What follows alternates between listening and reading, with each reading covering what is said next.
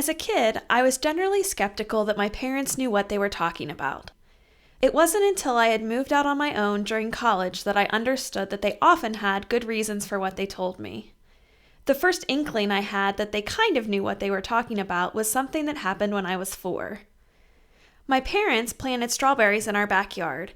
It was a small patch, but every day I would drag my mom or dad by the hand into the backyard to check for any sign of new growth. I was delighted when the first flowers appeared, then when the small green berries formed, and then when the berries plumped up and showed the first blush of red. Every day we'd look, and every day my parents would say, "Not yet, maybe tomorrow." One morning, I woke up at dawn and couldn't stop thinking about those berries. One of the strawberries was so red the previous day, it just had to finally be ready. I crawled out of my bed and snuck down the stairs, tiptoeing so as not to wake my parents. I slipped out the back door and tiptoed across the back porch and down the stairs, smelling the mock orange blossoms as I went. I can still feel the dew-soaked grass on my bare feet as I ran toward the strawberry patch. I walked from row to row, inspecting each plant for a glimpse of red peeking out from between the glossy green leaves. After a few minutes, I found the perfect strawberry.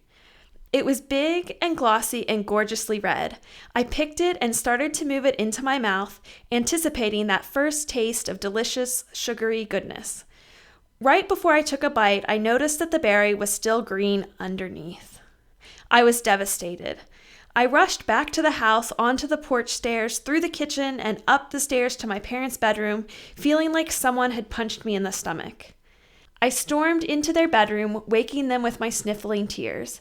I explained to them what had happened, clutching the imperfect strawberry in my hand.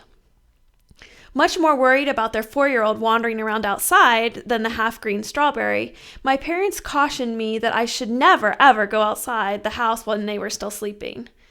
After a minute of panicked admonitions, my mom explained that if I had waited to pick the strawberry, it would have continued to ripen and have been delicious in a few days. My first lesson in patience as a virtue. She encouraged me to take a bite, that it would still probably be pretty tasty. I cheered up and she snapped a picture of me holding the berry. That first bite of strawberry did turn out to be delicious, although I made sure the bite was on the red side. Now as a parent myself, I wonder, will my kids follow my example and be skeptical of the things that I say?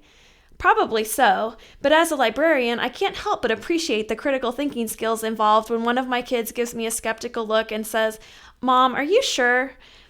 Maybe my job is to try not to say, "I told you so," too often, but like my mom did, cheer them up when things go awry, find gentle ways to teach important lessons about concepts like patience, and to take pictures of their smiling faces.